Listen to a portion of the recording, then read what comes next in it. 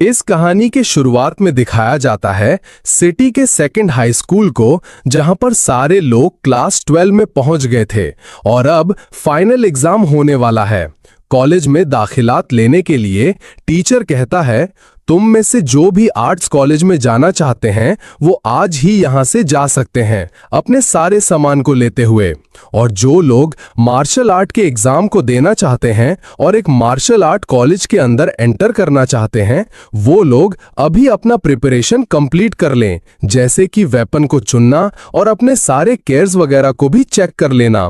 और मैं स्पेशली उन लोगों को बताना चाहूंगा जो लोग टी रैंक से नीचे एलोकेन खड़ा है, वो लोग कोशिश करें कि इस एग्जाम को ना दें, क्योंकि कुछ सालों से इस एग्जाम का मोर्टेलिटी रेट, मतलब जितने लोग एग्जाम देते हैं उनमें से बहुत सारे लोग इसी एग्जाम में अपनी जान से हाथ धो बैठते हैं।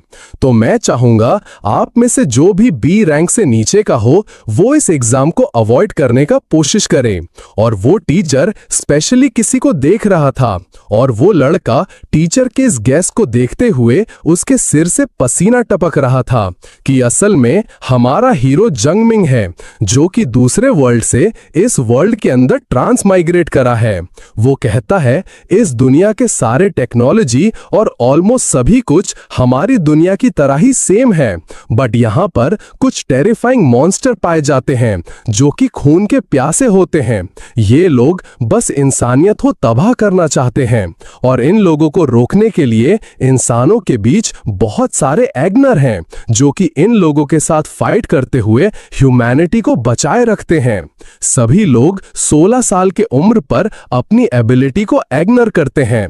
यहाँ पर टोटल 5 टाइप के एबिलिटी यूजर होते हैं जिनको कि 9 लेवल के अंदर डिवाइड करा गया है। A, B, C, D, F और बाकी 2 असल में S रैंक और उससे भी हायर लेवल का है, और ज्यादातर लोग D से F रैंक के अंदर ऑगिन करते हैं, जबकि हमारे हीरो के पास थंडर एबिलिटी है, बट वो बस E लेवल का है, जिसका मतलब तुम्हें पहले से ही पता है वो बहुत ही ज्यादा कमजोर है। और जूचब ये सब कुछ सोच रहा था, अचानक से उसके डेस्क पर कोई अपना हाथ रखता है कि असल में एक भोली लड़का था। वो कहता है, हे ट्रेस, तुम एक ई ग्रेड का हो, तुम्हें इस एग्जाम को पूरी तरीके से अवॉइड करना चाहिए। देखो, तुम सिंपली आर्ट्स कॉलेज के अंदर चले जाओ, उसके बाद कम से कम मेरे फैमिली के कंपनीज के अंदर एक क्लर्क का जॉब तो जरूर से मिल जाएगा। इससे कम से कम तुम्हारे फ्यूचर के घर का खर्चा चल जाएगा।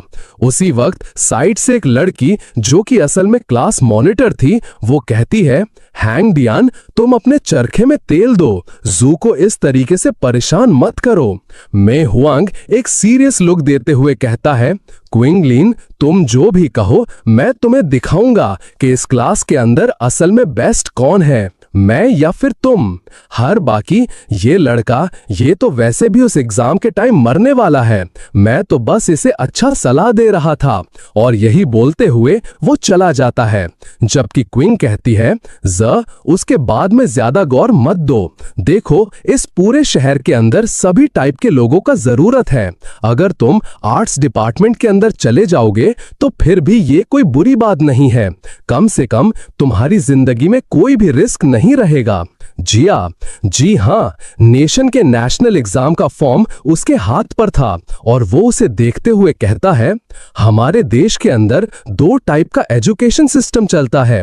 एक तो है नॉर्मल आर्ट्स ग्रुप का, जहां पर रेस्टोरेंट और छोटे मोटे कंपनीज के अंदर काम और वर्क लेबर्स का काम भी आराम से मिल जाता है, जबकि दूसरी तरफ है मार्शल आर्टिस्ट वॉरियर्स का। इनको सारे लोग काफी ज्यादा रिस्पेक्ट तो करते हैं, बट इनका जिंदगी हमेशा काफी ज्यादा रिस्क में रहता है और ओरियर बनने के लिए एक ओरियर का एग्जाम देना पड़ता है, जो एग्जाम काफी ज्यादा ब्रूटल मानी जाती है। और जो भी लोग इस एग्जाम को पास करते हैं उन्हीं लोगों को एबिलिटी यूजर की यूनिवर्सिटी में एडमिशन लेने का मौका मिलता है और बहुत सालों की मेहनत के बाद कोई जाकर पावरफुल एबिलिटी को अवेक कर पाते हैं।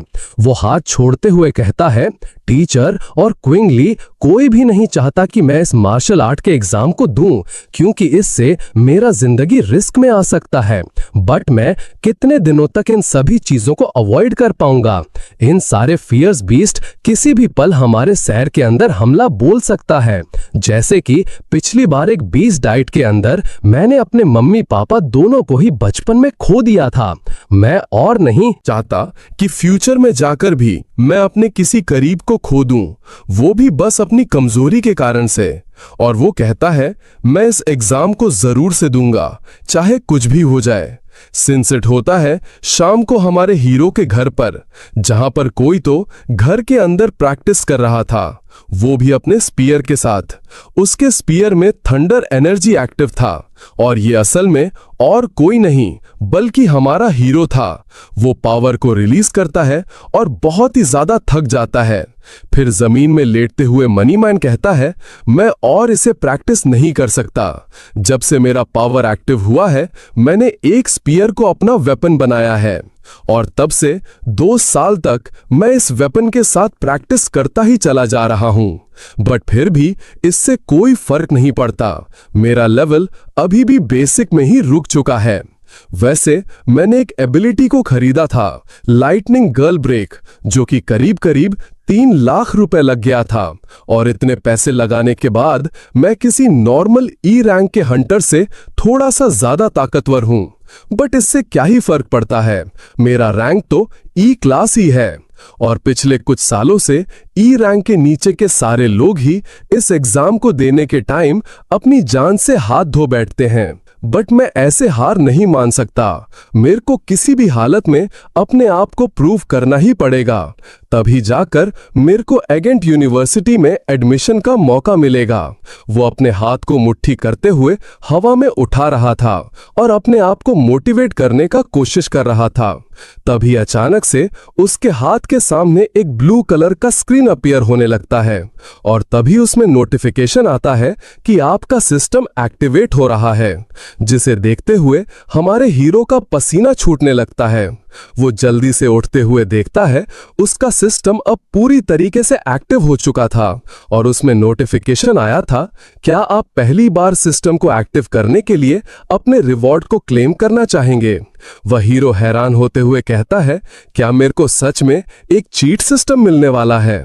और हीरो बहुत ही ज्यादा हैरान होते हुए कहता है, क्या एक गिफ्ट पैकेज? हाँ, मैं जरूर से इसे लूंगा। तभी सिस्टम में नोटिफिकेशन आता है कि आपको मिला है एस रैंक के सुपर एबिलिटी, उसी के साथ साथ 200 एबिलिटी पॉइंट। हीरो सोचता है, क्या एस रैंक, वो भी सुपर एबिलिटी? इस पूरे देश के अंदर हर 3 से 4 साल के अंदर बस एक ही आदमी एस रैंक के अंदर ब्रेक थ्रू करता है, और जब भी ऐसा होता है पूरा यूनिवर्सिटी अपने पूरा रिसोर्स को उसके ऊपर इस्तेमाल कर देता है, जिससे कि वो पूरी तरीके से अपने आप को अवेक कर पाए। और बस कुछ ही टाइम के अंदर आम नॉर्मल से एबिलिटी यूजर्स और इन लोगों के बीच एक जमीन आसमान का फर्क आ जाता है, जिसे कि किसी भी हालत में मिटाया नहीं जा सकता। बहुत ही ज्यादा हैरान हो जाता है और मन मन सोचता है कि सच में मेरे भविष्य को मैं अब बदल पाऊंगा। इसी के साथ वो सिस्टम के अंदर अपना हाथ घुसेड़ देता है और कहता है, इसे जल्द से जल्द क्लेम करो, मेरे को ये चीज चाहिए। इसके साथ वो अपने हाथ को बाहर निकालता है और उसके चेहरे पर एक बहुत ही खुशी का और कॉन्फिडेंस के साथ एक मिला हुआ स्माइल था। नोटिफिकेशन आता है, आपने कीप्ड पैकेज को ओपन कर दिया है, आपको 200 एबिलिटी पॉइंट मिलता है। उसी के साथ एस रैंक के super ability purple cloud thunder God lightning scale को आपके बॉडी के अंदर ट्रांसफर करा जाता है। दिखाई देता है हमारे हीरो के दिल के आसपास अचानक से एक थंडर एनर्जी बहने लगता है और उसका दिल जोर जोर से धड़कने लगता है। हमारे हीरो को काफी अजीब सा फील हो रहा था। उसके पूरे बॉडी से थंडर एनर्जी धीरे धीरे फ्लो करना स्टार्ट कर देता है और सिस्टम में नोटिफिकेशन आता है 10% और उसके बाद धीरे धीरे 20% दिखाई देता है। ये थंडर एनर्जी अब हद से ज्यादा बढ़ने लगा था। तभी जब वो 40% को छूता है, उस बिल्डिंग के विंडो पर एक जोरदार धमाका होता है। ऊपर के शीशे के ग्लास नीचे की तरफ गिरने लगता है, जबकि नीचे के लोग भी हैरानियत के साथ इस धमाकों को देखता है। सारे लोग काफी ज्यादा टेंस हो चुके थे। तभी एक लड़का फायर डिपार्टमेंट के अंदर कॉल कर देता है। सारे लोग जू को जानते थे और पेरेंट्स ना होने के कारण से वो लोग उसका केयर भी करते थे। वह दूसरी तरफ हमारा हीरो कहता है, मेरे को बहुत ज्यादा दर्द हो रहा है, मैं इसे और सह नहीं सकता। तभी सिस्टम में नोटिफिकेशन आता ही जा रहा था। 50%, 60%, सिर्फ 90% दिखाई देता है। अचानक से आसमान अंधेरे बादलों से पूरी तरीके से ढक चुका था और उसके अंदर से थंडर के छोटे बड़े लाइटनिंग दिखाई दे रहा था। आसपास के लोग अचानक से वेदर के अंदर इतना बड़ा बदलाव को देखते हुए हैरान हो चुके थे। तभी थंडर एनर्जी और भी ज्यादा बहने लगता है और आसमान से एक थंडर ड्रैगन धीरे धीरे नीचे आने लगता है। दूसरी तरफ कोई इस एनर्जी को महसूस करवा पाता है और कहता है कि हमारे शहर के अंदर कोई थंडर टाइप के फिरोशियस बीस्ट ने इनफिट या फिर हमला कर दिया है। इस तरीके के प्रेशर को महसूस करते हुए समझ में आता है इसका लेवल काफी ज्यादा हाई हो सकता है। वो पीछे एक ऑफिसर को ऑर्डर देता है, जल्द से जल्द थर्ड स्क्वाड को अलर्ट में रहने के लिए कह दो। भाई वो ऑफिसर हाँ में जवाब देता है, जबकि दिखाई देता है एक बहुत ही विशाल सा थंडर ड्रैगन धीरे धीरे नीचे आ रहा था और वो सीधा आते हुए उस बिल्डिंग के छत से हमारे हीरो के घर के अंदर एंटर करने लगता है और उस जगह से बहुत ही ज्यादा लाइट बाहर फ्लो हो रहा था। हमारे हीरो जोर जोर से चीखता है और अभी भी नोटिफिकेशन आ रहा था 80%, 90%, 99% एंड फाइनली 100 और नोटिफिकेशन आता है आपका ट्रांसफॉर्मेशन कंप्लीट हुआ। हीरो के बॉडी से एक ट्रिमेंडस एनर्जी फ्लो हो रहा था। वो अपने हाथ को क्रंच लंच करता है और कहता है ये तो सच में पर्पल डिवाइन थंडर है। एक इस लेवल का एबिलिटी, इसके साथ मेरे पिछले एबिलिटी का कोई कंपैरिजन हो ही नहीं सकता। फिर वो अपने सिर पर हाथ रखते हुए रोते हुए कहता है, मेरा ये पूरा घर अब दफा हो चुका है। मेरे को साहिब से ये सब मेरे घर के अंदर करना नहीं चाहिए था। और तभी उसे याद आता है कि उसके पास 200 एबिलिटी पॉइंट था। वो सिस्टम में देखता है कि इस तरीके के एबिलिटी पॉइंट वो फिरोशियस बीस्ट को खत्म करते हुए कलेक्ट कर सकता है और इसका इस्तेमाल करते हुए वो अपने लेवल और स्केल को बढ़ा सकता है। हीरो बहुत ही ज्यादा एक्साइटेड होकर कहता है, जरूर से मेरे प्रोफाइल विंडो को अभी मेरे सामने ओपन करो। प्रोफाइल आ जाता है जहां पर बताया गया था उसका स्पिरिट 140 है, फिजिक 121 और उसके स्पेयर का scale basic lightning scale. Break नाम के एक टेक्निक है जो कि उसने 3 लाख से खरीदा था। हमारे हीरो कहता है मेरी टोटल 200